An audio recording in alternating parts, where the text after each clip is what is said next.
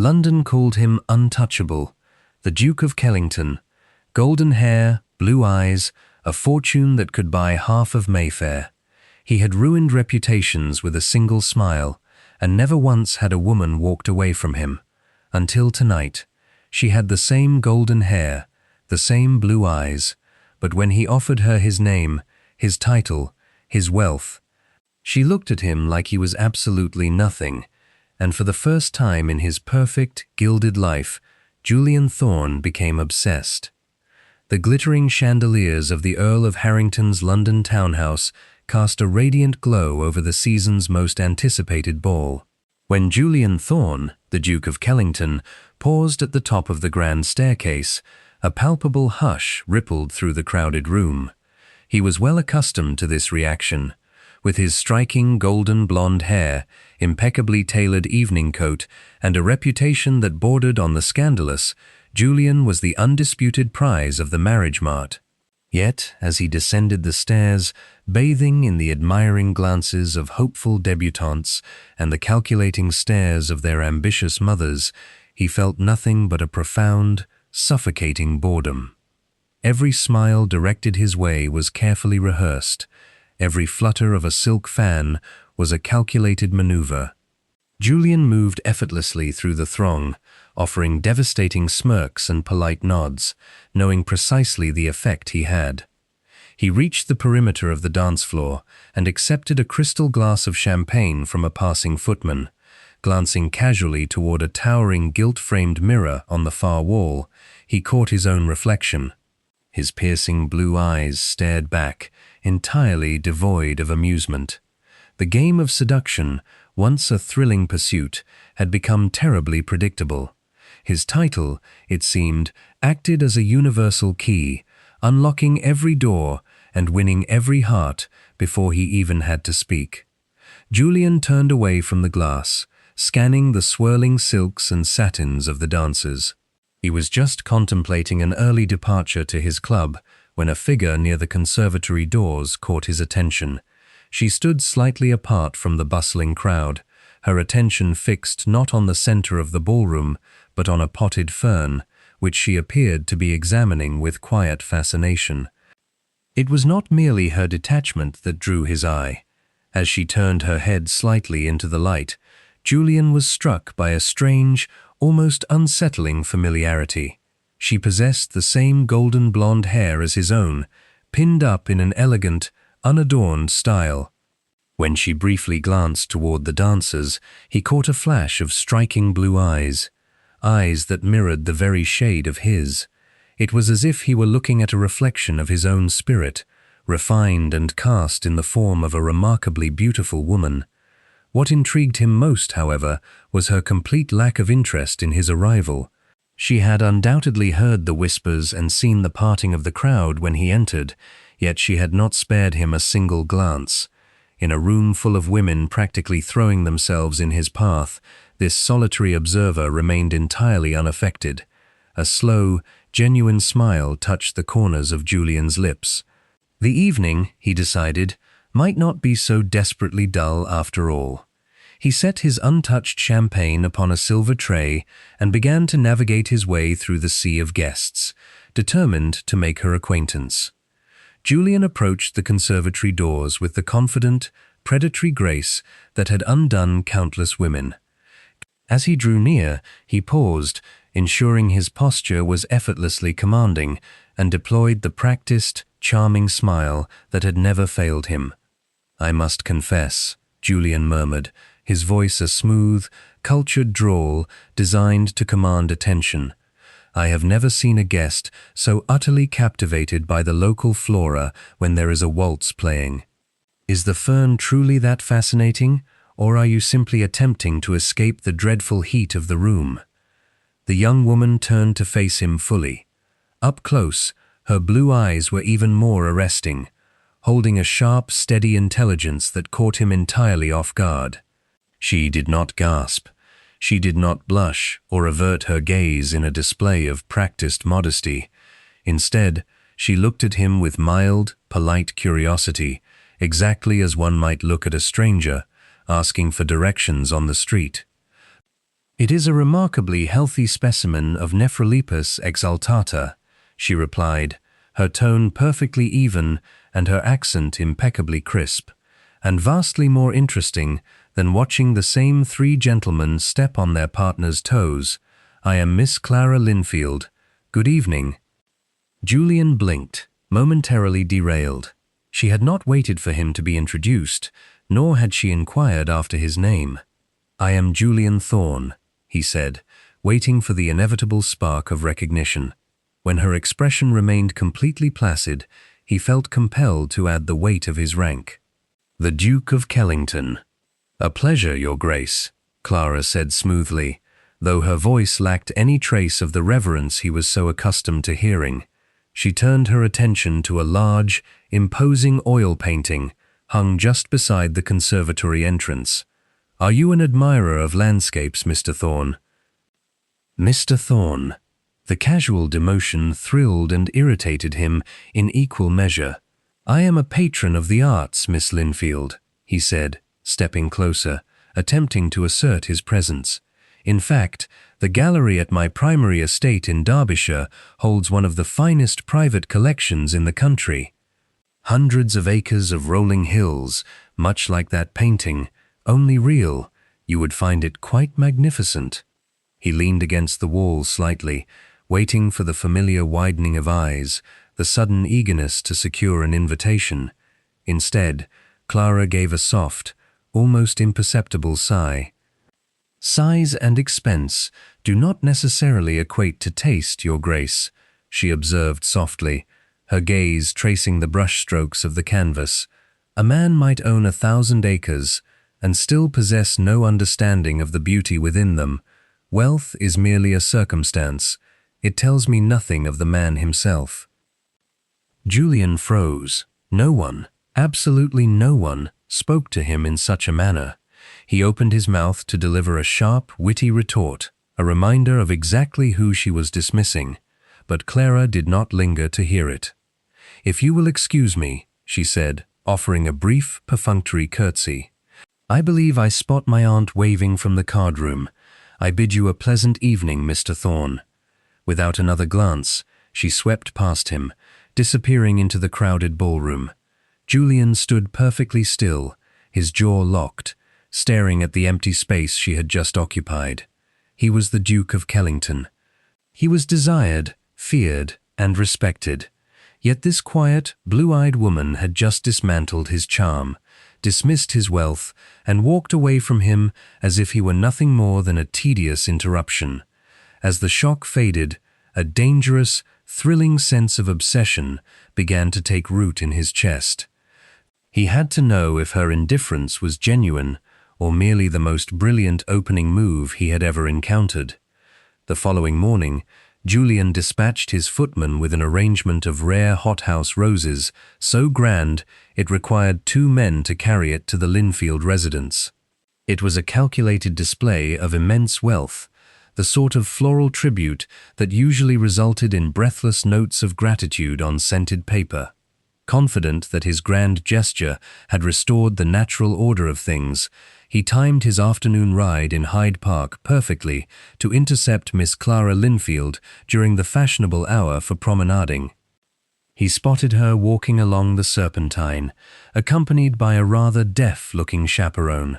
Julian dismounted, handing the reins of his prized black stallion to his groom, and approached with a confident stride. She wore a simple walking dress of pale blue muslin that brought out the startling clarity of her eyes. "Miss Linfield," Julian said, offering a flawless bow.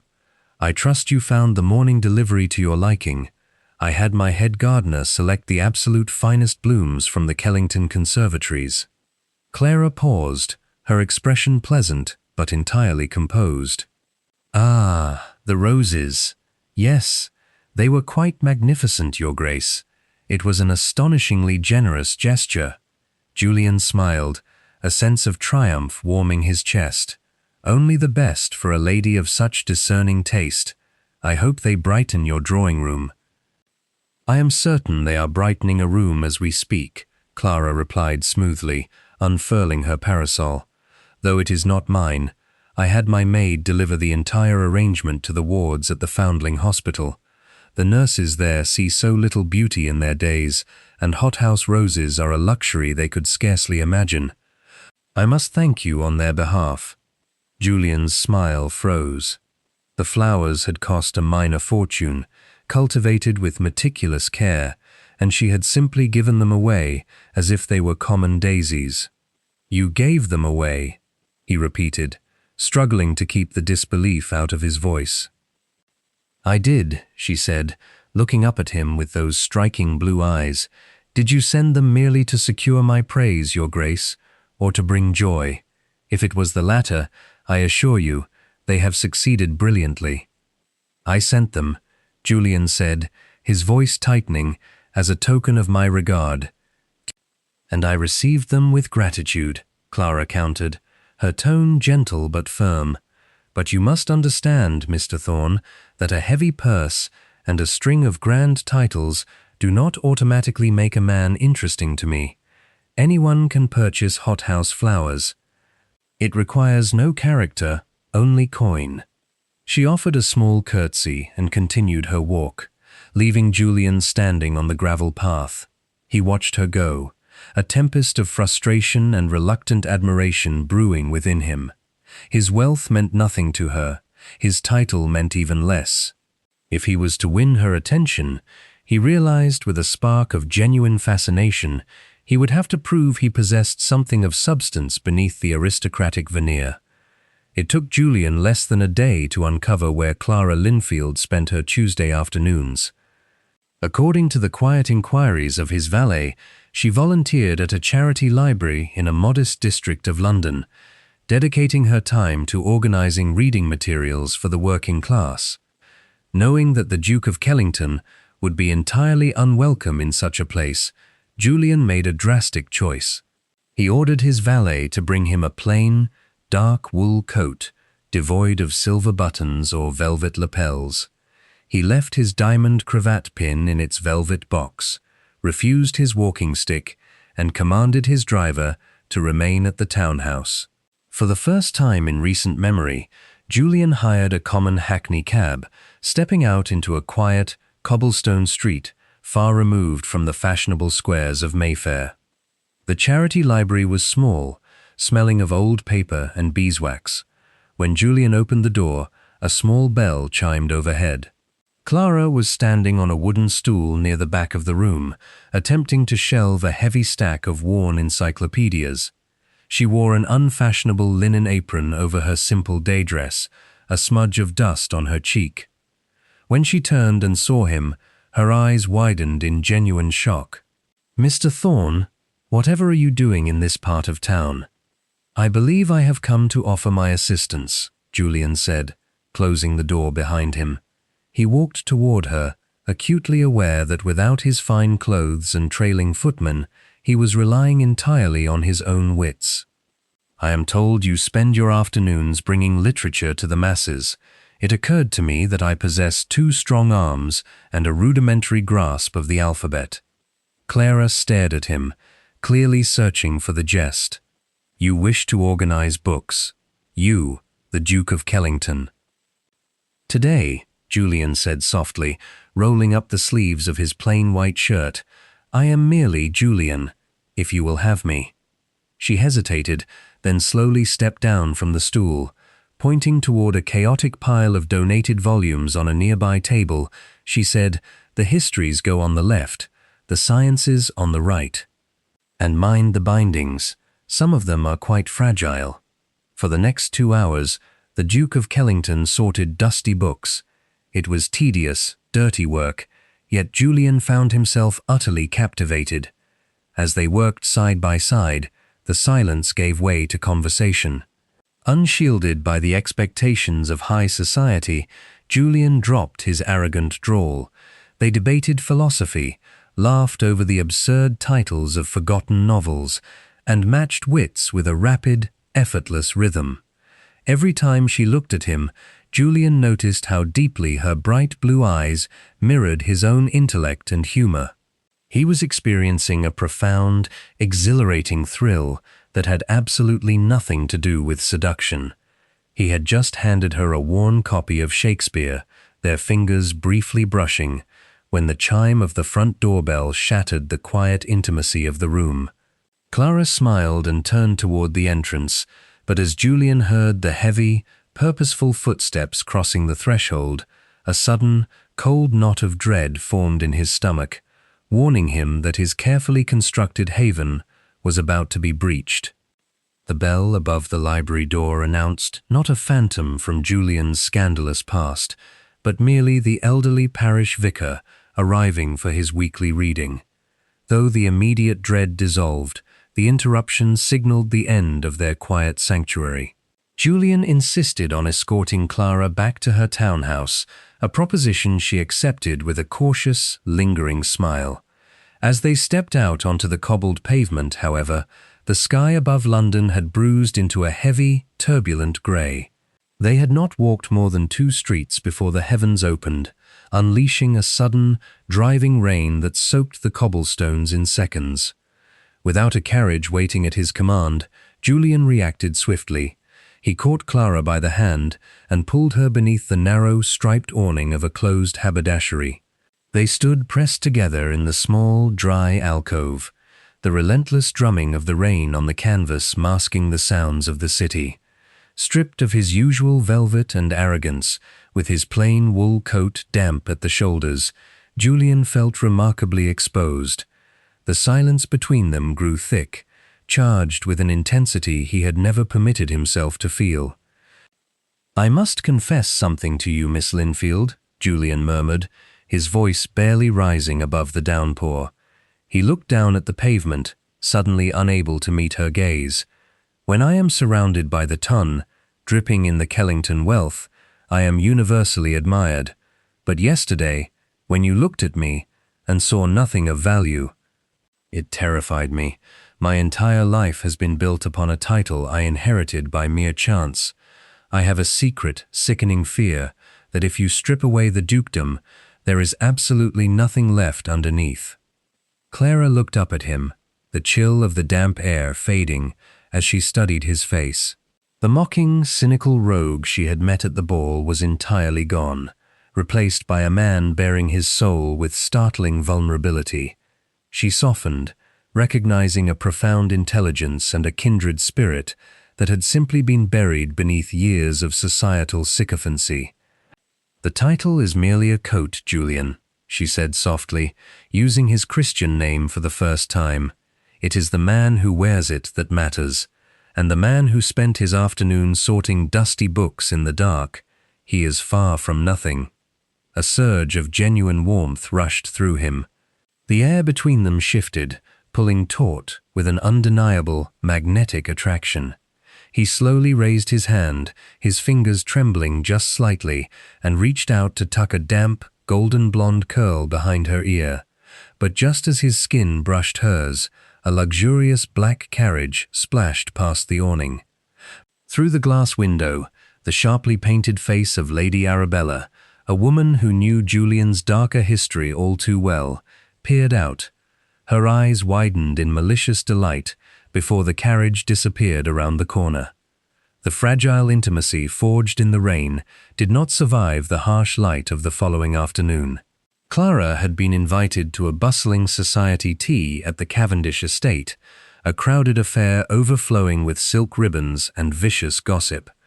Julian arrived an hour late, his eyes immediately scanning the elegant drawing room for the familiar flash of golden blonde hair. He found her standing near the arched windows, but she was not alone. Lady Arabella sat reclining on a velvet settee just a few feet away, holding court over a group of eagerly listening debutantes and their mothers. Her voice carried across the room with deliberate, cutting clarity. "Oh, it is simply his latest amusement," Lady Arabella laughed, snapping her fan shut. "The Duke of Kellington does not possess a heart, my dears, only a very strategic mind for conquest. Remember poor Miss Stapleton, or the young widow in Bath? He plays the devoted suitor, uncovers a woman's weakness, and the moment she yields, he discards her. I wager 50 guineas he is merely pretending to be a saint right now, just to see if the pious Miss Linfield will fall into the same trap as the rest of us." Julian froze. He saw Clara stiffen, the porcelain teacup in her hands rattling softly against its saucer. The horrific reality of his deeply ingrained, carefully cultivated reputation crashed down upon him. He watched, paralyzed, as the trust they had so delicately built in the library shattered across Clara's face. Every cruel wager, every callous dismissal he had ever made in his youth, suddenly felt like a physical weight chaining him to the floor. He stepped forward rapidly, desperate to intercept her before she could flee. "Clara, please," he said, his voice raw as he reached her side, oblivious to the stares of the room. "You must allow me to explain. That man she speaks of, that is not who I am with you." Clara did not shout, nor did she cause a scene.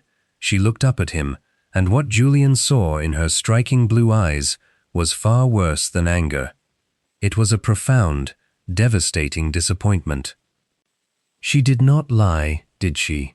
Clara asked softly, her voice barely a whisper, yet it rang in his ears like a tolling bell. "You cannot explain away a lifetime of cruelty with a few hours of kindness, Your Grace." She refused to let him utter another word of defense. Turning her back on him, she placed her teacup upon a nearby table and walked out of the drawing room with quiet, unwavering dignity.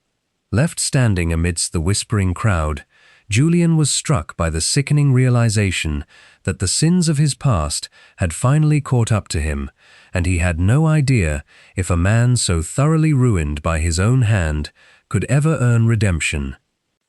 The following morning, forsaking all the established rules of polite society, Julian did not send a calling card or wait in the formal drawing room of the Linfield townhouse.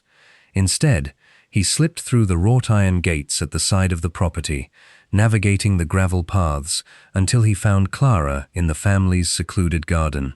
She was seated upon a weathered stone bench beneath a weeping willow, a closed book resting in her lap.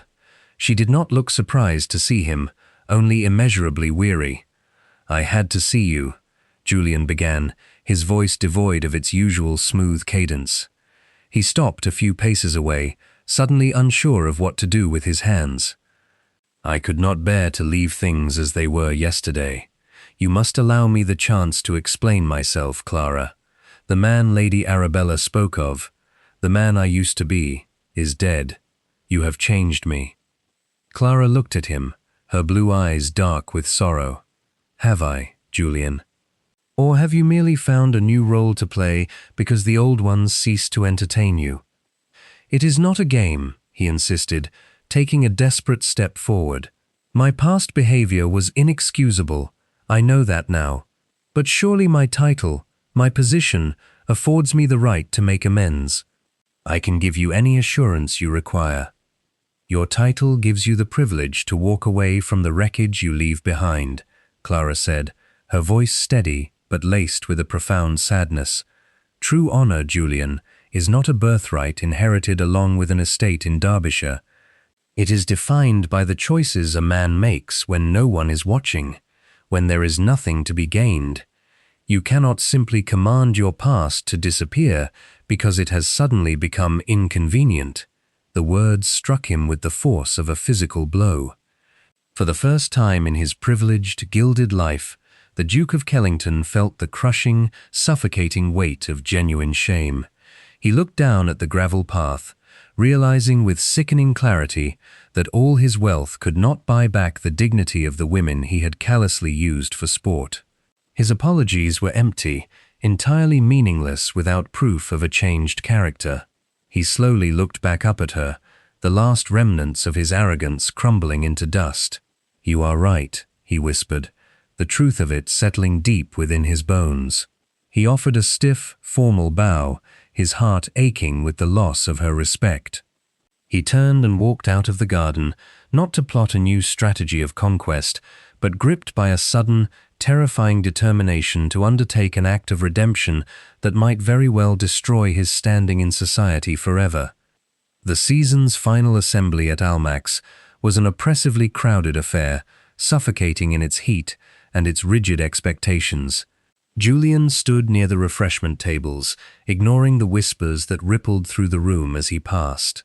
The gossip of Lady Arabella had clearly spread, and the ton was watching him with eager, malicious anticipation, waiting to see who his next victim might be.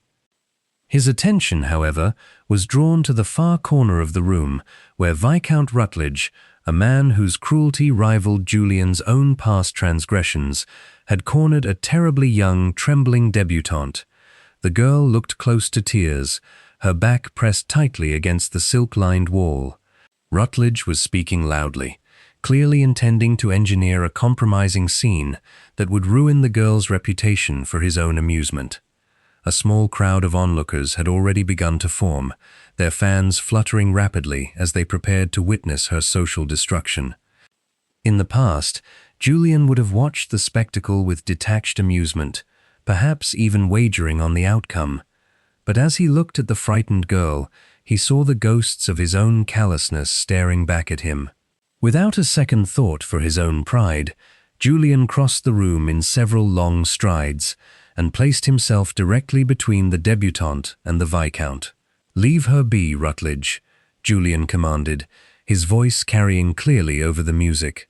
The room instantly fell into a breathless silence. Rutledge sneered, looking Julian up and down. "Or what, Kellington? You will defend her honor? You, of all men, the greatest scoundrel in London, playing the protector, is a farce I will not entertain." "You are absolutely right," Julian replied, pitching his voice so that every eager ear in the room could hear his confession. "I have been a scoundrel. I have acted with unspeakable cruelty, treated reputations as playthings, and abused the power of my title in ways that sicken me now. I am a man of countless faults, Rutledge, and I have caused irreparable harm, but I will not stand by and allow you to do the same." A collective gasp echoed through the assembly. To publicly admit to such failings was social suicide.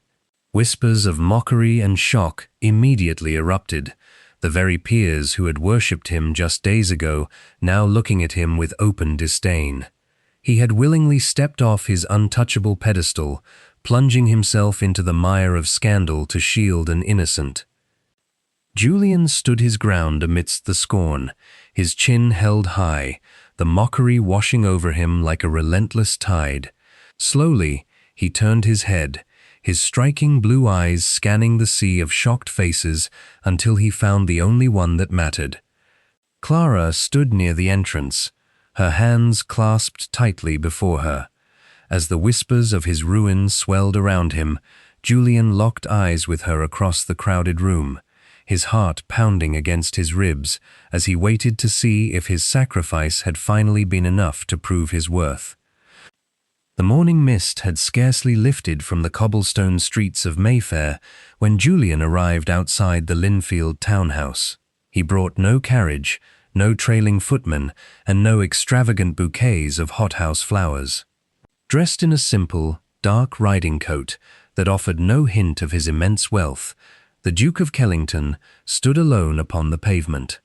The arrogant, cunning rogue who had swept into the Earl of Harrington's ball was entirely gone, replaced by a man who had finally learned the crushing weight of his own conscience.